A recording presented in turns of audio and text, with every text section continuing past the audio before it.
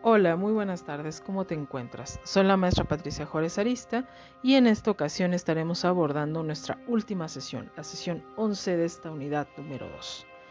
Recordarás que a lo largo de toda esta unidad hemos ido analizando la manera en la cual se suelen medir los rendimientos, se suelen medir ciertas variables trascendentes que tienen que ver con la inversión.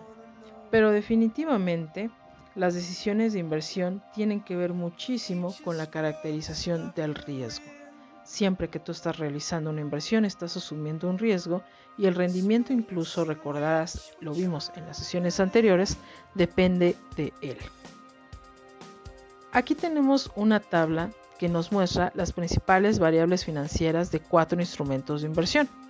Tenemos aquí, por ejemplo, lo voy a subrayar, tenemos cuentas de ahorro, acciones ordinarias, bonos y bienes raíces. Y si tú te fijas de acuerdo a lo que han sido las fórmulas que nosotros empleamos, tenemos que los rendimientos, por ejemplo, para los bienes raíces son del 10%, aquí para los bonos es de 11%, de acciones ordinarias son 12.5% y las cuentas de ahorro son 6%. Esto refleja un poco cómo se comporta ciertos valores de inversión en la vida real y como puedes ver, los que menos dan rendimientos son las cuentas de ahorro. ¿A qué se deberá eso? Bueno, a que los riesgos también que se asumen son muy mínimos. Se te paga definitivamente un ingreso, pero al final una cuenta de ahorro, bueno, no la puedes como que vender, a diferencia de una acción ordinaria o de un bono o de un bien raíz. Por lo tanto, esto también recuerda que las ganancias de capital son las que intervienen mucho en también a la hora de caracterizar a los rendimientos. Bueno, el rendimiento entonces en un periodo de tenencia es fácil de usar al tomar decisiones de inversión. ¿Sale? ¿Por qué? Porque consideramos tanto ingresos corrientes como ganancias de capital. Recordarás lo que tenemos en este cuadro. De este lado, las ganancias de capital y de este lado también los ingresos corrientes. Bueno, esto es importante porque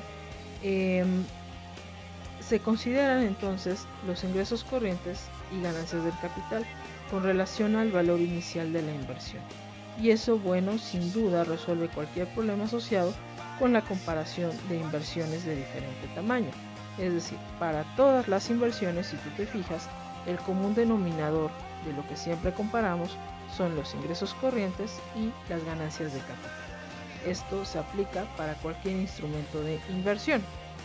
Ahora, el riesgo sabemos que es la posibilidad de que el rendimiento real de una inversión difiera de lo esperado.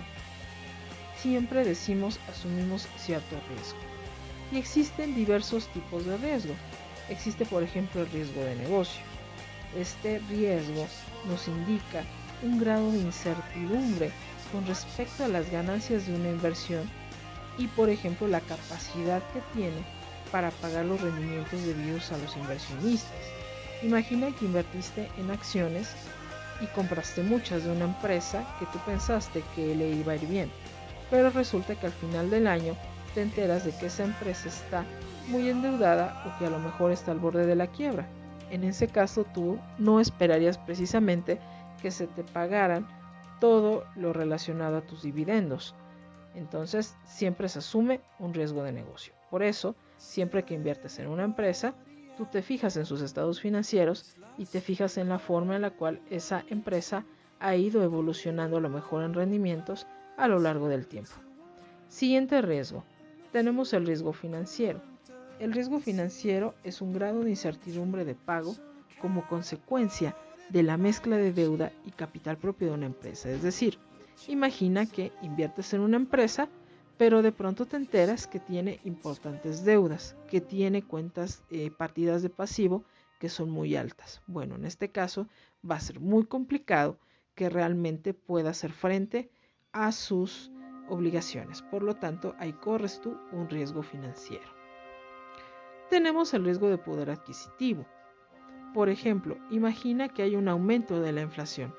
Tú esperas a lo mejor recibir un rendimiento del 10% sobre tus, pues sí, a lo mejor sobre esa inversión. Pero resulta que al final te diste cuenta que la inflación aumentó a lo mejor 3 dígitos. Esto sin duda afecta el rendimiento de tu instrumento.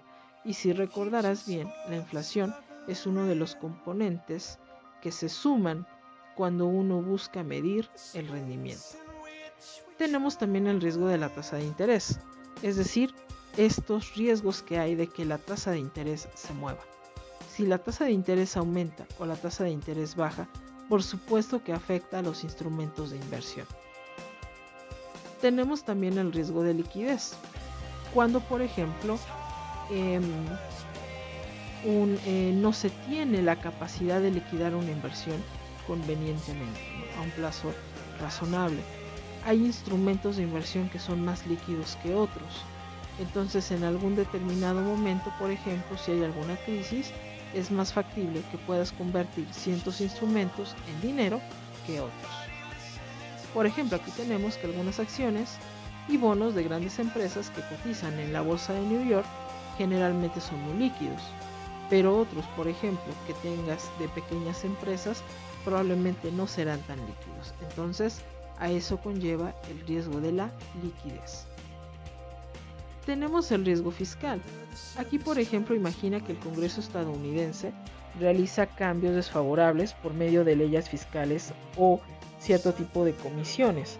O imagina que aquí el gobierno mexicano aumenta la cantidad de comisiones que tienes que pagar por utilizar inversiones en ciertos instrumentos. Bueno, eso definitivamente va a afectar tus rendimientos. Y tenemos también el riesgo de mercado. Un riesgo de mercado es un riesgo que puede generar una disminución debido a factores, una disminución de tus rendimientos debido a que, por ejemplo, hay una distorsión en el mercado, ¿no? Por ejemplo, imagina que se cancelan ciertos proyectos y eso hace que esa empresa a lo mejor le vaya mal. Bueno, en cierta manera estás asumiendo ese tipo de riesgos. Bueno, como puedes observar, los riesgos son muy diversificados, ¿vale? Tenemos por último el riesgo de evento. Por ejemplo, aquí contemplamos que hay un acontecimiento inesperado, pero que tiene una repercusión en el valor de una inversión. Por ejemplo, imagina que se busca realizar una obra y al final, por motivos políticos, ya no se realiza. ¿Qué pasaría con el precio de los bonos de las personas que adquirieron ese tipo de instrumentos por esa inversión? Bueno, pues definitivamente van a ver afectados sus rendimientos. Entonces, eso es un poco de lo que van los riesgos de la inversión. Son muy determinantes y cada uno de estos hay que tomarlos en cuenta a la hora de asumir ciertas decisiones. Bueno, todos estos contenidos los estaremos nosotros retroalimentando por medio de las teleclases y te recomiendo sigas paso a paso los videos de esta unidad número 2. Han sido diseñados de manera que sean cortos en duración para que puedas tener un avance significativo y no se te haga pesado. Nos vemos en nuestras teleclases y que tengas una excelente tarde.